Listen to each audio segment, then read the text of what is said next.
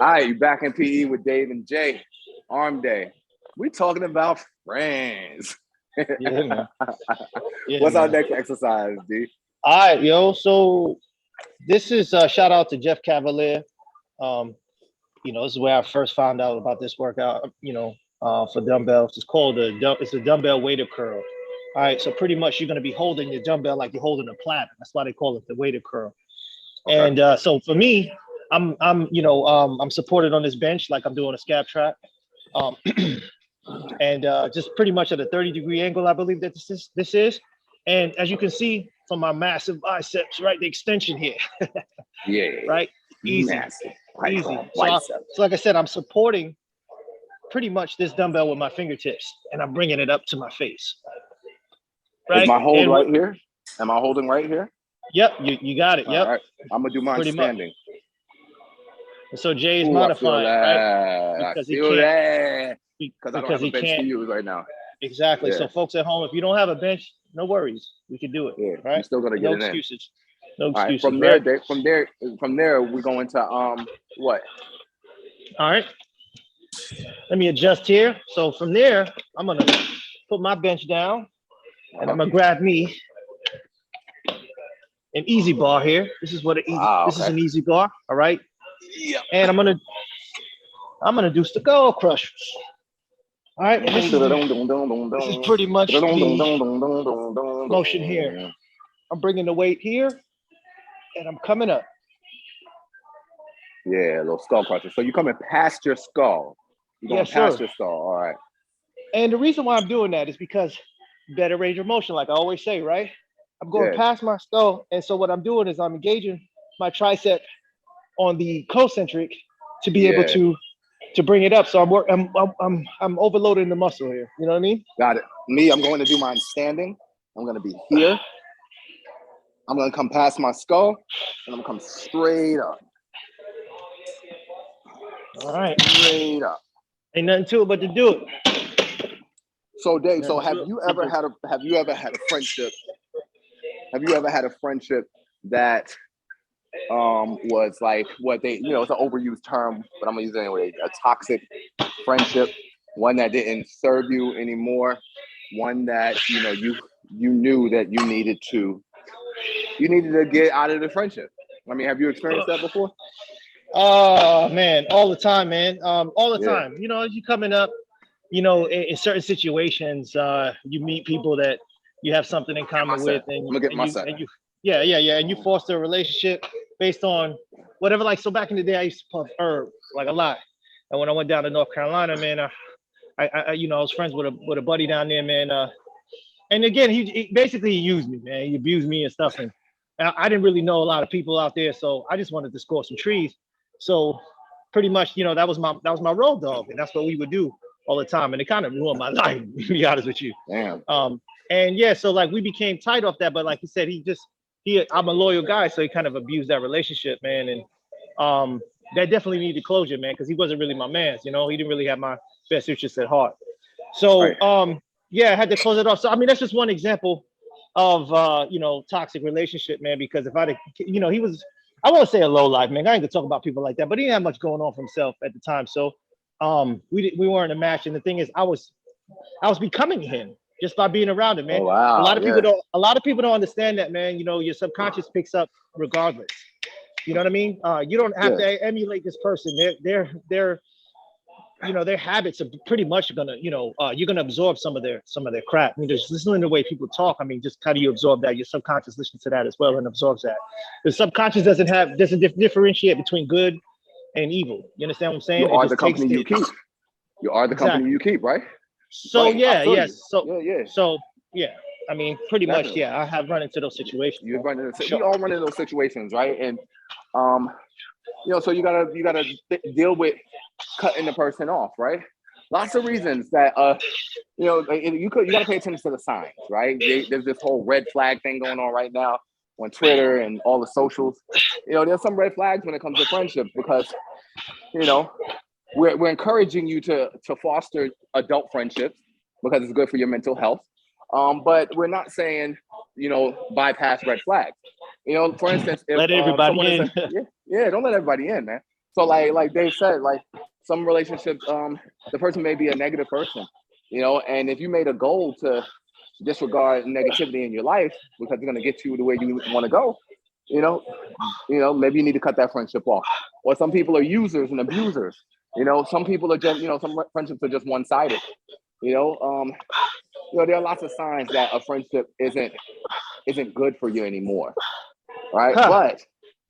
But how do you go about cutting that friendship off once you decide, right? How do you communicate?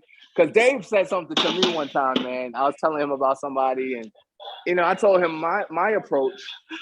I told him my approach was. I know what you want to say, Dave. You want to say segue. My approach was, just to not talk to the person anymore. When he hits me up, I don't answer. If I see him in the street, I go the other direction. And Dave is like, why? It's not like you owe him money.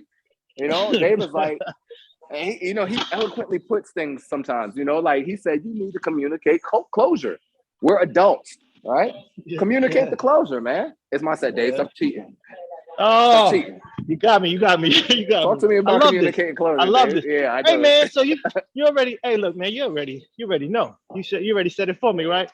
Hey, look, we're grown-ass men, and if we can't handle each other, if we can't handle ourselves in that manner, man, there's no point in having friendships, right? Because you're already tainting the relationship, not being truthful and honest, right, from the jump. You just don't. We're too old for this. You don't need that type of negativity in your life. It's like, look, you don't have no time for this, man. Life is too expansive. Life is too short to be wasting time, right? Right. Like, look here, man. Like, and it's not like. So to, I guess, for lack of better terms, right? We're not bitch made, but it's just like, yo, homie, like, yeah, I mean, you know what I'm saying? Real talk. Like, I think that's what we're trying to avoid. We're trying to avoid, I guess, being effeminate, right? And just saying, hey, man, like, this ain't working out, right? And you know what I'm saying? Like, whoa, what was this? We were dating? Like, nah, it's just like I just want to let you know. I just want to let you know, like again, like, yeah, like the next time you call, like, bro, like, honestly, I mean, you know what I'm saying? Like, this. Actually, like, now that we're talking about it, now that we're sitting there talking about it, right? I find it weird, and I understand why people do it, but I find it weird to even convey those words, to say those words, to say that, like, we're not, like, we're not compatible, right? Like, absolutely, like, that's right. not. So as men, we just tend to, like, let it just fall off. Right. But the thing is, if it's mutual, that works. If it's mutual, that works, right? If you're not the right pair, if you're not, like, just for, as far as friends are concerned. If it's mutual, it works. But if the other party is still like, yo, that's my man, and you're not, so, like, that's when I think that it has to, you have to convey, you gotta say something, right? You gotta say something. Yo, like, look, bro, like, you know what I'm saying, like, yo, it's, you know what I'm saying, like, it's funny because I can't even think of something. It feels funny to say, right? Right. But I mean, I think I would be able to if that opportunity was permitted to me, like, I think I would find the right words, right? You know what I mean? It is what it is. But I don't run into. I think you would. I don't run into too many of those situations because I don't let nobody in anyway. I'm gonna say because you don't let motherfuckers in anyway. You're like, I'm not even gonna deal with this. With the possibility of but so I think I can't remember who it was, but someone made that statement about a year or two ago. She was like, "This relationship no longer serves me," and social media ran with it, right? Ran with it, right? And I think she was talking in terms of like a love relationship, right? Oh, okay. But I think it's a brilliant way. Well, you know what? I won't even say it's a brilliant way. I think you have to communicate that you no longer want this relationship, right? And there's nothing anyone can say that should make you feel bad about that, And you can say that it doesn't serve you and no longer serves you, but that sounds kind of selfish, So you can communicate it in a way that says, I just want to be real with you. The friendship was what it was, but it's not real. I think we're going in different directions. Or you could say it's me, it's not you, or it's you, it's not me. Hey. You could say I got one.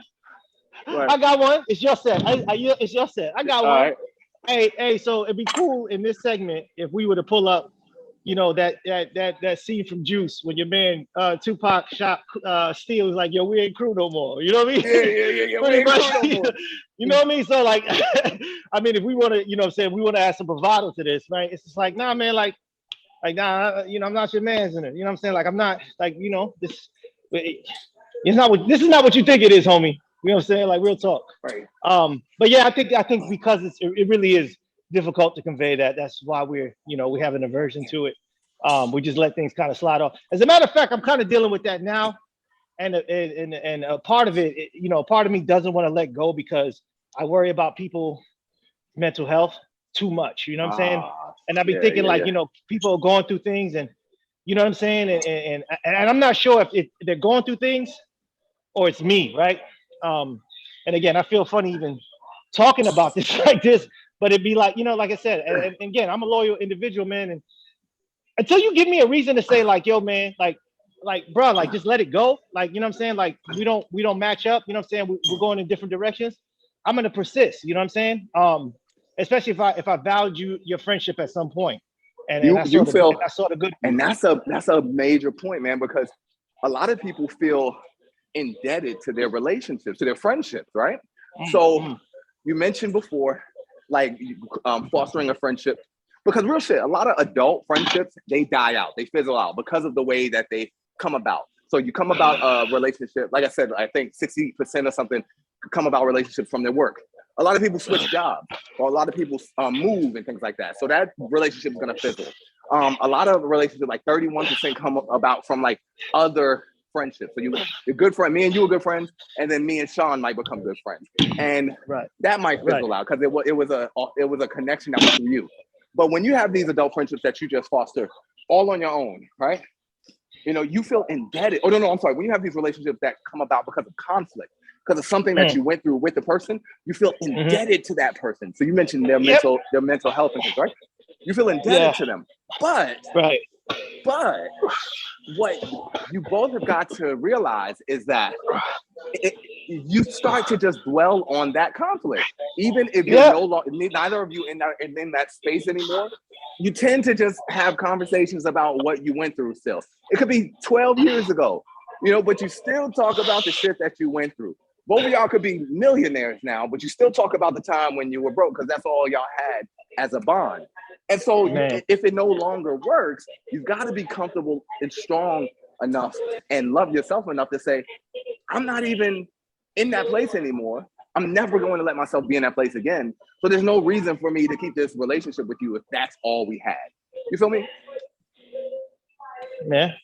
I'm gonna hit one more set. I think we were supposed to do three. We were supposed to do 3 of 15, 12, and 10. I'm gonna hit an 8. I'm gonna hit a drop set. All right, dope. But yeah, you know, like I did. So I had a friend of mine that came down not too long ago, and we got cool when we went to the desert together, man. And we were under tremendous stress, and you know, he pretty much felt, you know, he didn't have my job. Like, well, I mean, he basically had a different job, and they kind of like basically recruited his efforts to help me out because we were undermanned, and he basically felt my world for a good 6 to 7 months, and we bonded off that, right? Because he wasn't used to that type of stress. And like even today, like when we met up, you know, of course I'm on a different vibe, I'm on a positive vibe. You know, there was that part wanted to come back up, but I had to shut it down. You understand what I'm saying? And I wanted to see if I can reach a different plane with this individual, like to say, look, man, you know what I'm saying? There's more to us than that, right? There's more, you know what I mean? Like, and it was successful. So sometimes you can break through that barrier, and you know, and build on the relationship, you know, despite the conflict or whatever have you. And that was successful. And so I'm kind of excited about that. Yeah. That's dope, man. That's dope. Yeah, that's dope. But we both agree, you know, listen to Dave and listen to me. If the relationship or if the friendship just isn't really positive or moving in a positive direction, or you know, or even something as simple as this, Dave, and folks working out with us at home, right? Even if when you spend time with the person, you feel worse than you did before you got there. That's an energy vampire. If you feel worse every time you're around someone, stop being around someone. It's like if I drink too much on Saturday night, Dave knows that I'm not going to be able to get in the gym on Sunday. So what do I have to stop doing? Drinking so much on Saturday night. This doesn't serve me anymore, right? So these relationships, if they make you feel worse, just cut them off, man. But don't ghost them. Communicate the closure, man. I don't want nothing. I don't want nothing that's under 100. Good.